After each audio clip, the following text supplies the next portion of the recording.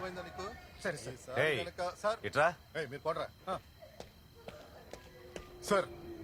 ఎవరయ్యా వాళ్ళు? సార్ కాలేజీలో ఆ మాస్టర్తో పనిచేస్తుందంట.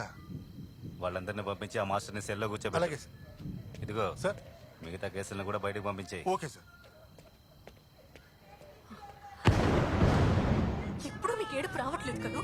మీకు చచ్చే వరకు ఏడుపు రాదు. ఏమ్మా, ఎవరు మానవ? స్టేషన్లో కూర్చొని ఏడుస్తున్నావు? నోరు పెట్టుకుంటా. ఏమా ఒకసారి చెప్తే మీకు అర్థం కదా? వెళ్ళండమ్మా. వెళ్ళమంటున్నాడా? మీరు రండి సార్.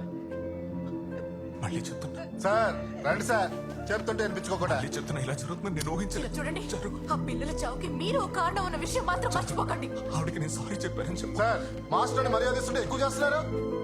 కోపం తెప్పించుకోండి. చూడండి నా పిల్లలు నాకు దూరం అయిపోయారే. నువ్వు బయటికి రా. సార్ దోమల బొత్త ఒకటి పెట్టండి సార్. మస్తు